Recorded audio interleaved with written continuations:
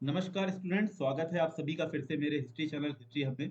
आज का जो मेरा लेक्चर है ये मॉडर्न हिस्टोरियंस और उन्होंने क्या किताबें लिखी हैं एंशिएंट इंडिया के ऊपर, उसके ऊपर होगा, जिसमें हम कवर करेंगे आरजी भंडारकर साहब, आरसी दत्त, आर के मुखर्जी, आरसी मजूमदार बहुत इंपॉर्टेंट है, आरसी एस सी राय चौधरी, नीलकंठ शास्त्री जिन्होंने डेक्कन हिस्ट्री के ऊपर काम किया है, मणिक्कर साहब, एस आलतेकर, डीडी कोशाम्बी जो कि मार्क्सवादी इतिहासकार माने जाते हैं, आर एस शर्मा ये भी मार्क्सवादी हैं, रोमिला थापर मैम और कुछ फॉरनर्स जिन्होंने एंशिएंट इंडिया के ऊपर लिखा है उन्होंने क्या क्या किताबें लिखी हैं, इसके ऊपर आज हम चर्चा करेंगे। और साथ ही साथ इन हिस्टोरियंस के बारे में भी थोड़ी बहुत जानकारी हम ले लेंगे, जो कि एग्जाम पॉइंट ऑफ व्यू से थोड़ी सी इंपॉर्टेंट है हमारे लिए। तो ये पूरा का पूरा जो लेक्चर है ये क्रमबद्ध तरीके से चलेगा। हालांकि आपको इनके डेट ऑफ बर्थ याद नहीं करने हैं, ईयर ऑफ बर्थ याद नहीं करने हैं। थोड़ा सा अगर क्रोनोलॉजी याद कर सके, दिमाग में रह सके तो अच्छा है, कई बार एग्जाम में पूछ ली जाती है। और नहीं भी याद रहती है तो ऐसी कोई बहुत ज़्यादा चिंता का विषय नहीं है ये। और जहाँ तक अगर हम बात करें आरजी भंडारकर साहब की, तो आरजी भंडारकर साहब इम्प्रेस्ड थे रैंके के दर्शन से। अगर आपने हिस्टोरियोग्राफी थोड़ी सी पढ़ी होगी तो आपको पता होगा रैंके के बारे में। और रैंके के दर्शन से ये इम्प्रेस थे। और ये फर्स्ट प्रिंसिपल थे पूना वुमेन कॉलेज के, वुमेन कॉलेज पुणे के पहले प्रिंसिपल नियुक्त किए गए थे। सोशल रिफॉर्मर थे। इन्होंने चाइल्ड मैरिज के ऊपर बहुत ज़्यादा इन्होंने अपोजिशन किया है और विडो रीमैरिज की एडवोकेशन किया है, बहुत ज़्यादा उसका समर्थन किया है। प्रार्थना समाज से भी ये जुड़े हुए थे। ये आप लिख सकते हैं यहाँ पे, प्रार्थना समाज से ये जुड़े हुए थे। हालांकि हमको इनके सोशल रिफॉर्म अभी नहीं पढ़ने हैं। आज जो मैं लेके आया हूँ जो लेक्चर है, ये इन्होंने क्या क्या किताबें लिखी हैं इतिहास के ऊपर, एंशिएंट इंडिया के ऊपर, वो पढ़नी है हमको। तो इनकी पहली और सबसे इम्पोर्टेंट पुस्तक आती है history early history of the Deccan. Deccan के ऊपर इन्होंने बेसिकली काम किया था, तो पहली किताब इनकी early history of the Deccan. और दूसरी जो एग्जाम में बहुत ज्यादा पूछी जाती है, अभी तक काफी बार पूछी गई है, वो है into a peep into early history of India. A peep into early history of India. ये बहुत ही ज्यादा महत्वपूर्ण किताब है और ये एग्जाम में बहुत ज्यादा पूछी जाती है। अच्छा, आपको मैं बता दूं, जो पहली किताब मैंने लिखी है early history of the Deccan, इसके साथ एक किताब और आती है जहां पे आपको लिखा मिलेगा the early history of Deccan. तो जो the early history of the Deccan है, वो किताब इनकी नहीं है, आरजी भंडारकर साहब की नहीं है, वो किताब है गुलाम यजदनी की। तो आप थोड़ा सा दिमाग में रखिएगा, the early history of Deccan पूछा गया है एग्जाम में या अर्ली हिस्ट्री ऑफ डेक्कन पूछा गया है। नेक्स्ट आते हैं आरसी दत्त। आरसी दत्त को हम इकोनॉमिक हिस्टोरियन के रूप में जानते हैं, इकोनॉमिक हिस्टोरियन। और आपको बता दूं कि इकोनॉमिक हिस्टोरियन दिमाग में आते ही हमारे दिमाग में सबसे पहले आता है कि मार्क्सवादी होंगे, लेकिन ये मार्क्सवादी नहीं है, ये नेशनलिस्ट स्कूल ऑफ हिस्टोरियन है। और आरजी भंडारकर साहब भी नेशनलिस्ट स्कूल ऑफ हिस्टोरियन थे। और इन्होंने, आरसी दत्त ने, जो जितनी भी इकोनॉमिक प्रॉब्लम है उसकी जड़ को माना है क्या, एग्रीकल्चर सिस्टम। तो रूट कॉज, इनके हिसाब से root cause of all economic problem, root cause of all economic problem lies in agriculture system. India के विषय में बात कर रहे हैं, एग्रीकल्चर सिस्टम के ऊपर इन्होंने बहुत ज़्यादा काम किया है। और इन्होंने जो पहली किताब लिखी है, अब क्योंकि आज का जो लेक्चर है वो किताबों के ऊपर ही है, तो जो पहली इंपॉर्टेंट किताब है वो है इनकी इकोनॉमिक हिस्ट्री ऑफ इंडिया। पहली बार इकोनॉमिक हिस्ट्री ऑफ इंडिया लिखी इन्होंने। इसके बाद दूसरी जो किताब आती है वो आती है civilization, civilization in ancient India. जैसे मैंने आपको बताया कि जो आज का लेक्चर है ये एंशिएंट इंडिया के ऊपर ही है। एंशिएंट इंडिया पे किसने किसने क्या क्या काम किया है उसके ऊपर है।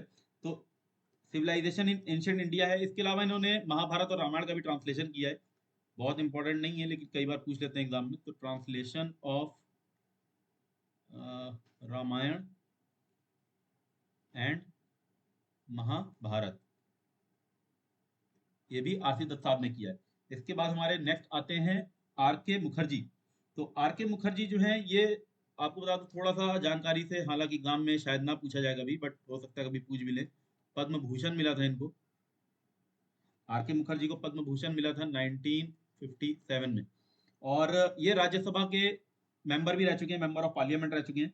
और आर के मुखर्जी नाम से आपको दो व्यक्ति मिलेंगे, एक है राधा कुमुद मुखर्जी और एक है राधा कमल Mukherjee.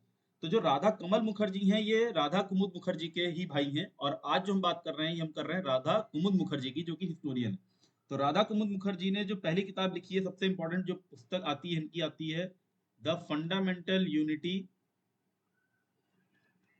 The fundamental unity of India.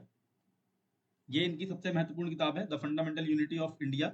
और ये जाने जाते हैं अपना, एक इन्होंने किताब लिखी है शिपिंग हिस्ट्री। तो इंडिया की जो शिपिंग हिस्ट्री है, इंडियन शिपिंग के ऊपर इन्होंने किताब लिखी है। पहली बार किसी व्यक्ति ने ऐसे ट्रेड के ऊपर, इंडियन शिपिंग के ऊपर, ट्रेड के ऊपर लिखा है, और इस पुस्तक का नाम ही है a history of sea borne, मतलब समुद्री जो ट्रेड है, sea borne and trade activity, sea borne trade activity, trade and maritime activity, trade and maritime activity. तो ये इनकी पुस्तक है, बहुत ही इंपॉर्टेंट। इसके अलावा इन्होंने local government in ancient India लिखी है, man and thought in India लिखी है, लोकल गवर्नमेंट, लोकल गवर्नमेंट लिखी है, लोकल सेल्फ गवर्नमेंट नहीं है, थोड़ा सा ध्यान रखिएगा, local government in ancient India. और एंशिएंट इंडिया के ऊपर काफी लोगों ने लोकल गवर्नमेंट के ऊपर लिखा है, आगे चल के हम बात करेंगे, अभी ए साल्तेकर साहब की, केपी जायसवाल साहब की बात करेंगे, उन्होंने भी लिखा है। चौथी इनकी पुस्तक आती है thought man and thought in ancient India, man and thought in ancient India. इनके ईयर भी लिख देता हूँ, हालांकि इतना इंपॉर्टेंट नहीं है ईयर, लेकिन सबसे पहली किताब है ये 1912 में आई थी, और ये फंडामेंटल यूनिटी 1914 में इन्होंने लिखी है। Man and thought in ancient India ये लिखी है 1924, 1924 में लिखी है। पांचवी पुस्तक आती है इनकी लास्ट, हालांकि लिखी तो बहुत सारी है, but exam point of view से जो इंपॉर्टेंट है वो मैं आपको बता रहा हूँ खाली। ये अगर आप याद कर लेंगे तो आपका काम एग्जाम में हो जाएगा। Nationalism in Hindu culture, nationalism in Hindu culture लिखी है इन्होंने, ये 1921 में लिखी थी। हालांकि आपको ईयर याद करने की जरूरत नहीं है, लेकिन ये पांच किताबें अगर आप याद कर लेंगे तो आप, आर के मुखर्जी का इसके बाहर से कोई प्रश्न जल्दी नहीं बनता है। नेक्स्ट हमारे आते हैं आरसी मजूमदार, जो सबसे इंपॉर्टेंट है भारत में, अगर हम देखें, जो मॉडर्न हिस्टोरियोग्राफी के एक तरह से जनक कहे जाते हैं। और इन्होंने सबसे पहली अपनी जो पुस्तक लिखी थी वो लिखी थी corporate life in ancient India, जो इनकी थीसिस भी है, पीएचडी थीसिस है इनकी, corporate corporate life in ancient India, ये इनकी पीएचडी की थीसिस थी। और थोड़ा सा आपको बता देता हूँ, थोड़ा सा हटके, जो आरसी मजूमदार है, इनको सबसे पहले स्वतंत्रता के बाद इनको जिम्मा दिया गया था कि आप 1857 का जो इतिहास है वो लिखे, लेकिन इन्होंने उसको, क्योंकि सिपाही म्यूटिनी माना है और भारत की सरकार उसको उस समय सिपाही म्यूटिनी के तौर पे पब्लिश नहीं करना चाहती थी, तो इनका थोड़ा सा मतभेद हो जाता है सरकार से, उस समय जो जवाहरलाल नेहरू सरकार थी, और इन्होंने जो सरकारी इतिहास है उसको लिखने से मना कर दिया था। और इन्होंने ये बोला भी था, हिदायत भी दी थी इतिहासकारों को, कि इतिहासकार जो है वो सरकारी प्रलोभन में फंस जाते हैं और अपने जो दायित्व है उसको भूल रहे हैं। और इसीलिए इन्होंने जो पुस्तक लिखी थी उसका नाम था सिपॉय म्यूटिनी। ये इंपॉर्टेंट है, ये आपको याद रखनी है, sepoy mutiny and revolt of 1857। और फिर आखिरी में जो सरकारी इतिहास है 1857 का, वो एफ एम सेन को दिया गया था, और उन्होंने पुस्तक जो लिखी उसका नाम ही 1857 था, हम बहुत भली भांति जानते हैं। इसके अलावा इन्होंने लिखी है historiography in modern India, historiography in modern India. और इन्होंने काफी काम किया है वाका टाका के ऊपर, इन्होंने कन्नौज के ऊपर भी काम किया है। और इन्होंने लिखी है history and culture of Indian people, जो कि 11 वॉल्यूम्स में है, history and culture of Indian people. कई बार पूछ लिया जाता है कितने वॉल्यूम में लिखी है, कितने खंडों में लिखी है, तो ये आप थोड़ा सा याद रखिएगा, 11 वॉल्यूम्स में लिखी थी, 11 वॉल्यूम से। एक पुस्तक इन्होंने लिखी है history of freedom, freedom movement के ऊपर इन्होंने पुस्तक लिखी है, जो कि इन्होंने 3 वॉल्यूम में लिखी थी। तो पुस्तक है history of history of freedom movement in India, जो कि इन्होंने 3 वॉल्यूम में लिखा। और मैंने आपको बताया था कि हिस्ट्री ऑफ कन्नौज भी लिखी है, कन्नौज एडमिनिस्ट्रेशन, कन्नौज एडमिनिस्ट्रेशन लिखा है इन्होंने। और एक सबसे इंपॉर्टेंट इनकी जो पुस्तक आती है वो आती है हिंदू कॉलोनीज इन फार ईस्ट। ये कई बार एग्जाम में पूछी आती है। एक तो हिंदू कॉलोनीज पूछी आती है आपसे, और इनका जो पीएचडी थीसिस है वो पूछा जाता है हिंदू कॉलोनीज इन फार ईस्ट। क्योंकि इससे पहले हम हमेशा मानते रहे कि जो भारतीय समाज है, चाहे आप इंडस वैली सिविलाइजेशन पढ़ लो, चाहे ऋग वैदिक काल पढ़ लो, तो हमने हमेशा क्या बताया है कि इन्होंने कभी भी बाहर जाके कोई साम्राज्य स्थापना नहीं की, जबकि हम देखते हैं चोलों ने की थी। तो ये जो हिंदू कॉलोनीज इन फार ईस्ट है, ये इसी थ्योरी को चुनौती देती है। नेक्स्ट हमारे आते हैं एच सी राय चौधरी। एच सी राय चौधरी साहब की पहली पुस्तक है जो सबसे इंपॉर्टेंट है, वो है एडवांस्ड हिस्ट्री ऑफ इंडिया। अब ये जो एडवांस्ड हिस्ट्री ऑफ इंडिया है, ये इन्होंने अकेले नहीं लिखी। एडवांस्ड हिस्ट्री ऑफ इंडिया इन्होंने अकेले नहीं लिखी, माफ कीजिए थोड़ा सा गलत हो गया है लिखने में। एडवांस हिस्ट्री ऑफ इंडिया इन्होंने अकेले नहीं लिखी। एडवांस हिस्ट्री ऑफ इंडिया जो लिखी है इन्होंने, ये मजूमदार सर के साथ ही लिखी थी। एडवांस हिस्ट्री ऑफ इंडिया पहली इंपॉर्टेंट किताब है। दूसरी जो एग्जाम में पूछी जाती है आपसे, वो है political history of ancient India. Political history लिखी थी, और इसका जो टाइम पीरियड आपको बताऊंगा तो आपको बहुत ही आश्चर्य होगा सुन के। Political history of ancient India. और इन्होंने कहां से लिखा है एंशिएंट इंडिया को? फ्रॉम द एक्सेशन, मतलब कब ये गद्दी पे बैठते हैं राजा कौन है, वो है एक्सेशन ऑफ परीक्षित। परीक्षित कौन है ये आपको पता होना चाहिए, महाभारत में आपने पढ़ा होगा। महाभारत में परीक्षित है। परीक्षित से लेके कहां तक? टू द एक्सटिंक्शन, मतलब जब तक इनका साम्राज्य विघटित नहीं हो जाता, to the extinction of Gupta empire. तो ये थोड़ी सी इंपॉर्टेंट किताब है। नाम थोड़ा सा बड़ा है लेकिन आपको याद करना पड़ेगा। बस आप इसको थोड़ा सा इस तरह से याद कर सकते हैं कि परीक्षित से लेके एक्सटिंक्शन ऑफ गुप्ता एम्पायर तक की इन्होंने पुस्तक लिखी है। एंशियंट इंडिया का जो इतिहास है वो लिखा है। और सबसे ज्यादा इंपॉर्टेंट आता है इनका भारत का बृहद इतिहास। बृहत्तर इतिहास लिखा है भारत का। भारत का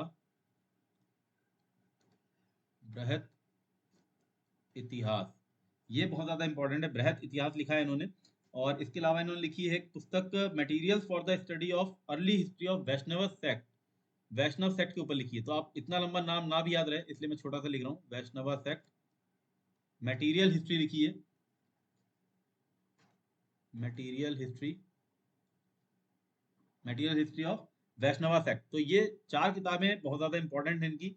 और ये अगर आप याद कर लेंगे तो इसके बाहर जल्दी प्रश्न नहीं बनता है। इसके बाद आते हैं नीलकंठ शास्त्री। जैसा कि मैंने आपको बताया था स्टार्टिंग में कि इनको डेक्कन हिस्ट्री के ऊपर इन्होंने लिखा है, और इनको भी पद्म भूषण मिला था।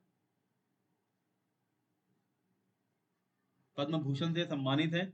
डेक्कन हिस्ट्री के ऊपर इन्होंने लिखा है। साथ ही ये बीएचयू के प्रोफेसर रह चुके थे, history professor from BHU, history professor in BHU. इसके अलावा प्रिंसिपल रहे हैं अन्नामलाई यूनिवर्सिटी के।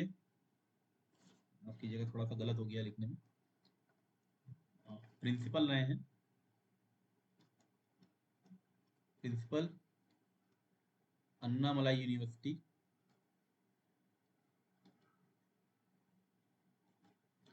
ठीक है, अभी इनकी जो पुस्तक है वो बहुत ज़्यादा इंपॉर्टेंट है, क्योंकि इन्होंने डेक्कन के ऊपर बहुत ही ज़्यादा अच्छे से काम किया है। काफ़ी डीप इनका वर्क है। और सबसे पहले इनकी पुस्तक आती है early history of Deccan. Early history of Deccan.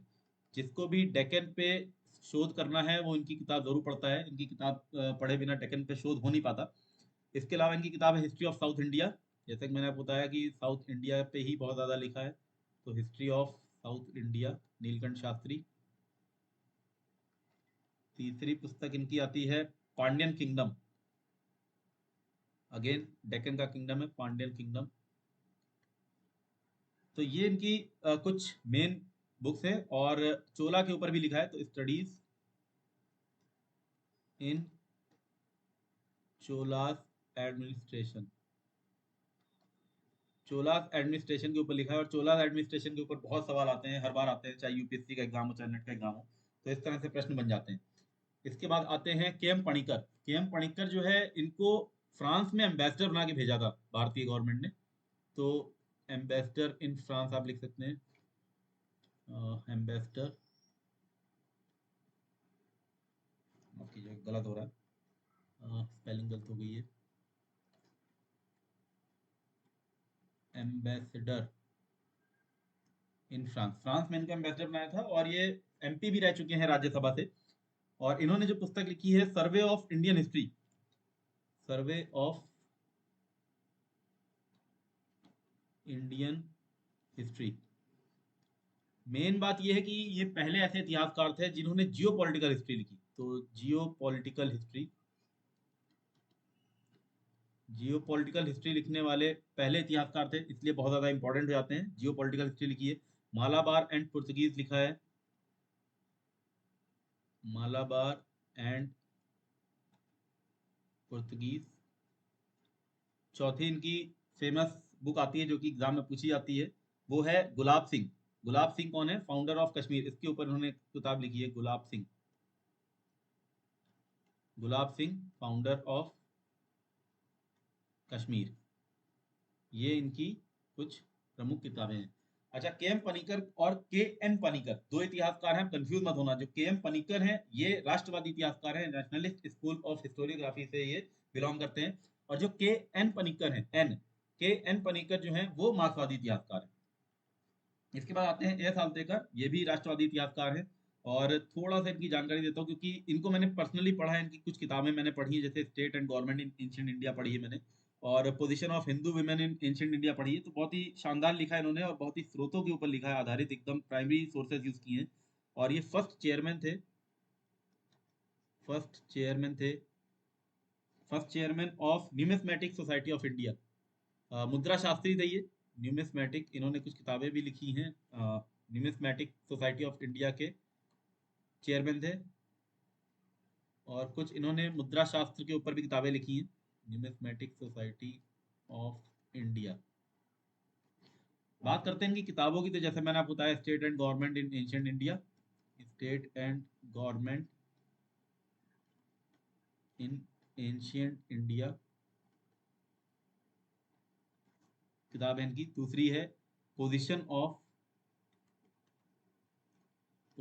Of women in Hindu civilisation,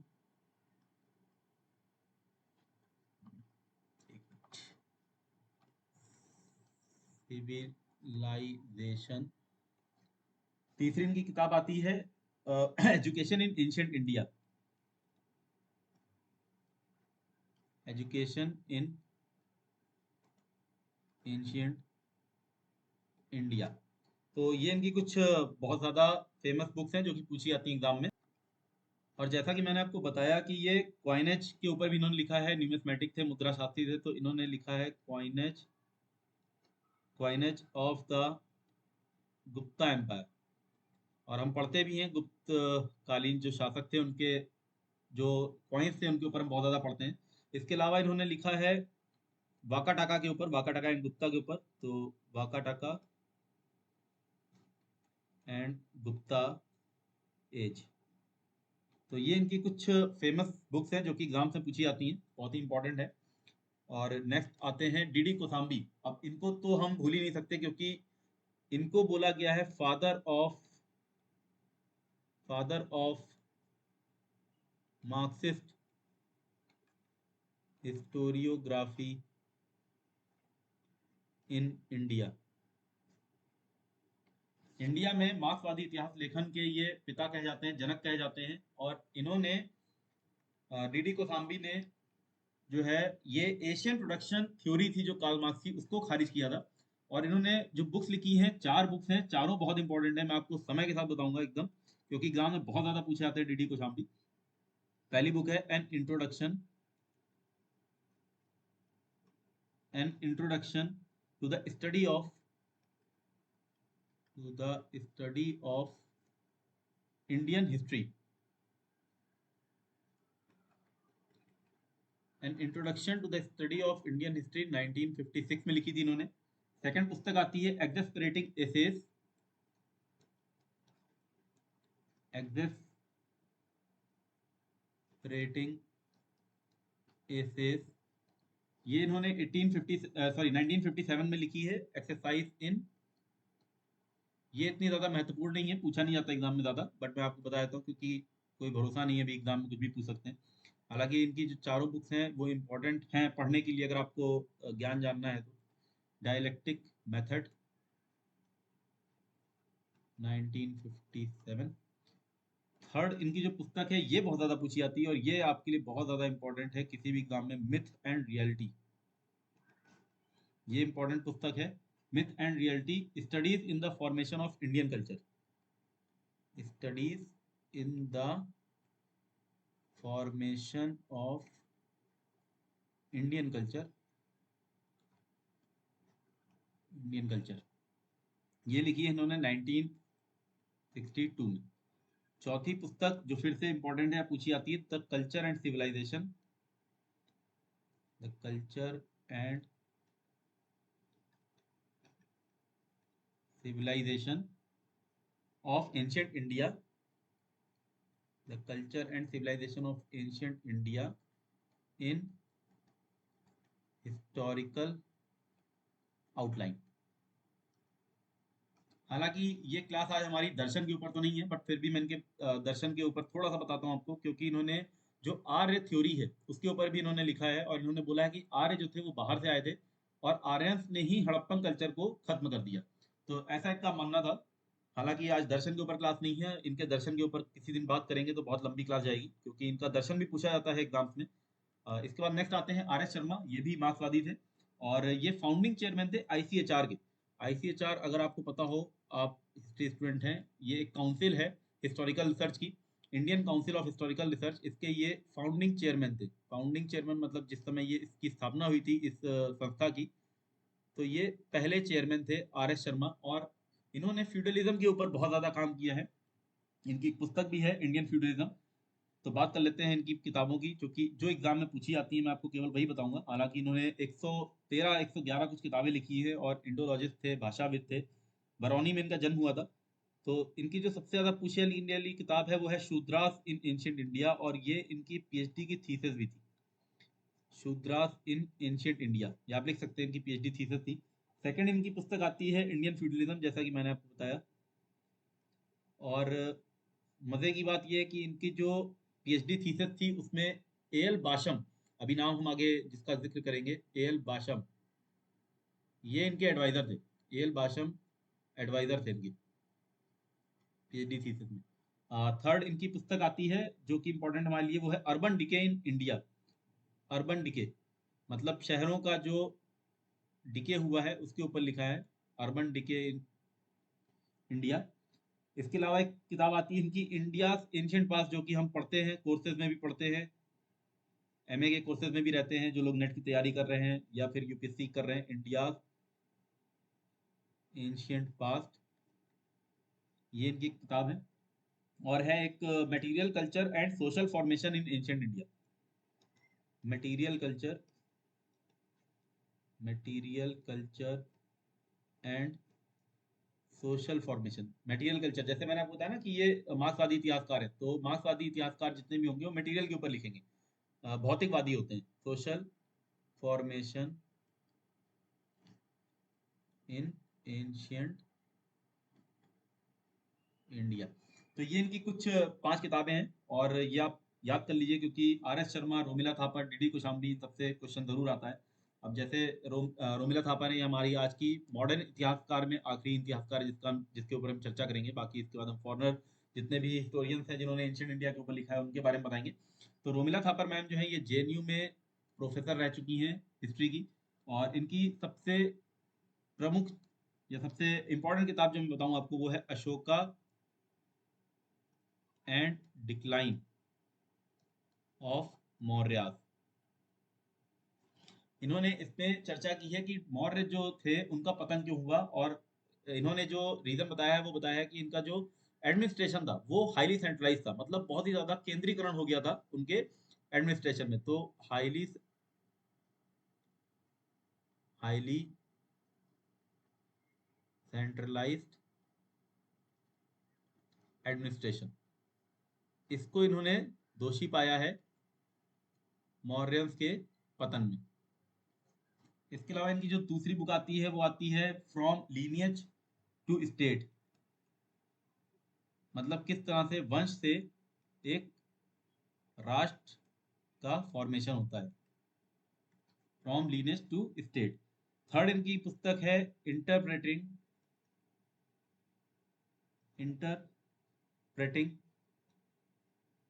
ancient India, interpreting ancient India. चौथी पुस्तक आती है early India from the origins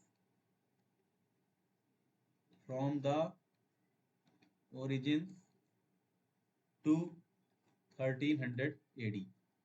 अच्छा, मैंने जैसे आपको बताया कि ये आज अंतिम इतिहासकार है मॉडर्न हिस्ट्री में, बट मैं इसमें एक नाम डालना भूल गया हूँ, आप ऐड कर सकते हैं अपने नोट्स में। उपेंद्र सिंह मैम का नाम आप ऐड कर सकते हैं। उन्होंने political violence in ancient India लिखा है और खूब सारी किताबें लिखी उन्होंने एंशिएंट इंडिया के ऊपर, बहुत अच्छी उन्होंने खोज की है, नए नए शोध, नए नए फैक्ट्स उन्होंने उजागर किए हैं। तो इसके अलावा हम बात करेंगे अभी जो फॉरनर जितने भी हैं उनकी बात करेंगे जिन्होंने लिखा है, जैसे एल बाशम है। एल बाशम ने क्या किताब लिखी है, कोलब्रुक ने लिखी है और ईबी हेवेल ने लिखी है। तो इन सबसे पहले एल बाशम की बात करते हैं। इन्होंने लिखी है wonder that was India. Colebrook की बात करें, इन्होंने ऋग्वेद काल के ऊपर लिखा है, वैदिक समाज के ऊपर लिखा है और इन्होंने लिखा है essays on the Vedas and secret